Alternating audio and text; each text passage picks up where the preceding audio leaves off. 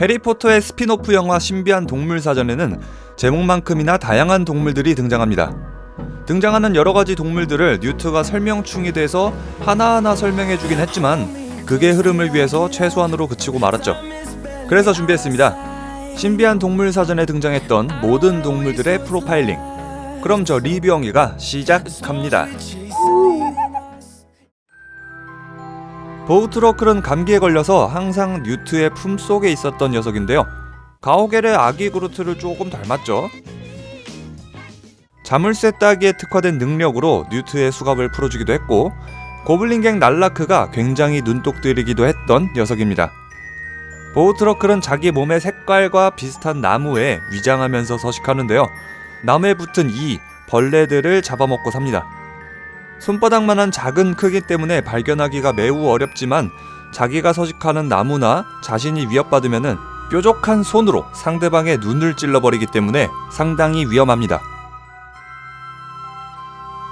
초식동물이라 성격이 순하지만 자신의 몸을 투명하게 할 수 있고 앞으로 일어날 상황을 확률적으로 예지할 수 있는 능력을 갖고 있습니다. 훈련받은 마법사들이 예측하기 어려운 방법으로 사냥하지 않는 이상 잡기가 매우 힘들죠. 투명 망토의 재료가 바로 이 데미가이즈의 털인데요. 이 털은 굉장히 비싼 가격을 형성하고 있습니다. 문카프는 부드럽고 연한 회색의 피부에 4개의 가는 다리, 긴 목, 그리고 큰 눈을 가졌습니다. 수줍음이 많아서 굴 속에 숨었다가 보름달이 뜨면 나와서는 뒷다리로 몸을 지탱하고 춤을 춥니다. 이 춤은 짝짓기를 위한 춤이기도 하지만 먹을들을 혼동시키기 위해서 밀농장의 기하학적인 패턴을 생성시키기 위함이기도 하죠. 특이한 점으로 문카프의 똥을 해가 뜨기 전에 채취하면은 마법 식물들을 빠르고 강하게 자라게 만들 수 있다고 하네요. 에런펀트는 코뿔소를 연상케 하는 엄청 거대한 동물인데요. 도발하지만 않는다면 온순한 성격이지만 한번 잘못 건드리면 굉장히 위협적입니다. 거대하고 날카로운 뿔은 금속까지 관통할 수 있는데 그것보다 더 무서운 점은 뿔 속에 들어있는 액체가 닿은 모든 것들은 폭발해버린다는 점입니다. 에런펀트의 두꺼운 가죽은 방어력도 뛰어나지만 대부분의 주문을 튕겨내버립니다. 에런펀트의 뿔, 꼬리, 폭발 액체는 다양한 물약의 재료가 되지만 짝짓기 때가 되면 수컷 남자끼리 암컷을 차지하기 위해 싸우는 데다가 암컷은 한 번에 한 마리의 새끼만 낳을 수 있기 때문에 그 개체가 매우 적어서 그 재료값은 상상을 초월한다고 하네요. 탈출하자마자 제이콥의 목을 물어버려서 의식을 잃게 만들어버린 동물입니다. 체질이 안 맞는 사람이 물리면 불꽃 방귀가 나온다고도 하죠. 특이하게도 이 녀석은 해안 지역에서 해안가의 갑각류를 먹고 사는 동물이라는 점입니다. 쥐의 외양에 등에 말미잘 촉수 같은 걸 달고 있는데 이 척수의 연고는 상처와 찰과상에 잘 들어서 우리가 잘 아는 후시딘 같은 마법사 가정의 상비약입니다. 이 촉수를 식초에 절여 먹기도 하는데 저주에 대한 내성을 강화시키지만 과다 섭취하면은 귀에 보기 흉한 보라색 털이 자란다고 하네요. 오케미는 뱀의 몸에 2 날개를 가졌고요. 쥐, 새, 벌레 등을 잡아먹고 사는 육식 동물입니다. 이 녀석의 특징으로는 공간에 따라서 몸의 크기와 길이를 늘리고 줄일 수 있다는 점입니다. 방어 본능이 뛰어나서 누구든 접근하면 순식간에 공격적으로 변하고요. 특히 알을 품고 있을 때는 접근을 절대 삼가해야 합니다. 오케미 알 껍질은 세상에서 가장 순수하고 부드러운 은으로 되어 있는데 영화에선 뉴트가 오케미알을 제이콥에게 전해줘서 빵집을 열 수 있도록 도와줬죠. 빌리위그는 굉장히 빨라서 머글들의 눈으로는 발견하기 힘들고요. 마법사들조차도 이 벌레한테 쏘이고 나서야 알아차릴 수 있을 정도입니다. 특이한 점으로는 머리 위에 날개가 달려있는데 헬리콥터처럼 회전익 방식입니다. 꼬리 쪽엔 침이 있는데요. 쏘이면 현기증, 알레르기 반응과 함께 비행을 할 수 있게 됩니다.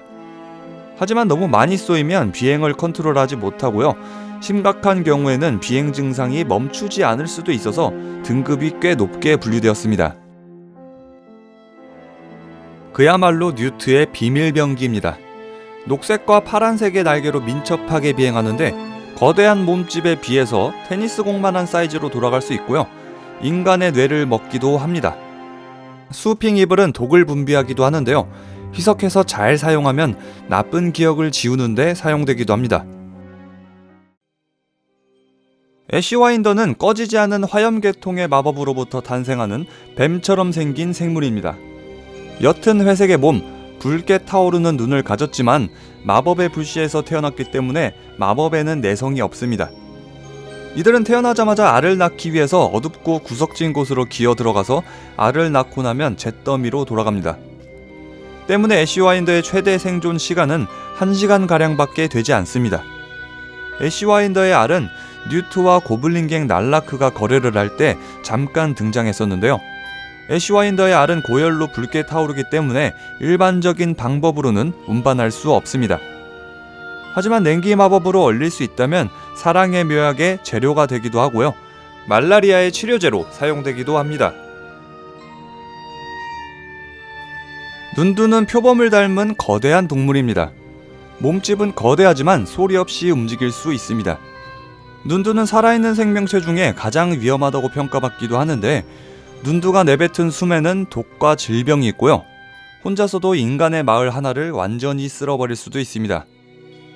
눈두를 훈련시키는 것은 어렵고 복종시키는 것 또한 굉장히 까다로워서 뉴트 같은 마법사가 눈두를 키우는 사례는 해리포터 세계관에서도 굉장히 보기 드문 일이라고 합니다. 그래포는 2개의 금색 뿔을 가진 굉장히 위험하고 공격적인 동물입니다. 그래폰의 뿔은 해독제를 만드는 물약 재료로 사용되는데요. 대부분의 독을 치유할 수 있기 때문에 그만큼 더 귀하고 비쌉니다. 그래폰의 피부는 용의 피부보다 튼튼하고요. 대부분의 마법 주문을 반사해버릴 수 있습니다. 그래폰은 원래 유럽의 산악지형에 서식했지만 멸종위기 중이라서 뉴트가 가진 2마리의 그래폰이 이 세상에 남은 마지막 그래폰입니다.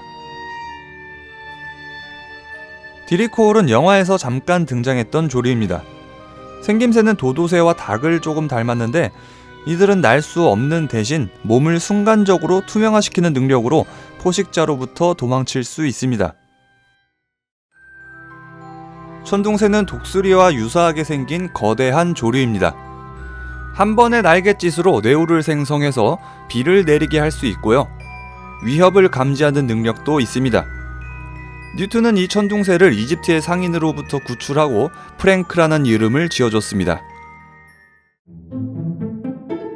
니플러는 이번 영화에서 가장 인기가 많은 캐릭터죠. 영화 내내 주인공 뉴트의 속을 썩이는 말썽꾸러기인데 거리 내 동전부터 은행, 보석상까지 털어버리는 모습을 보여주죠. 덕분에 뉴트는 은행과 보석상 앞에서 2번이나 도둑 취급을 받았지만 귀여운 외모와 장난기 가득한 모습으로 미워할 수가 없는 동물입니다. 원래는 영국에 서식하고 6m 아래의 땅굴을 파고 사는 동물인데 배에는 캥거루처럼 주머니가 있습니다. 물리법칙을 무시하고 엄청난 양의 금품들을 저장할 수 있지만 너무 많은 물건들을 저장하면 행동이 느려지기 때문에 취약해지고는 합니다.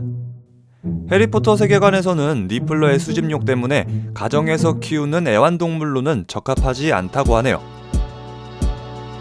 자, 지금까지 해리포터 세계관의 판타지 동물들을 설명해드렸는데요.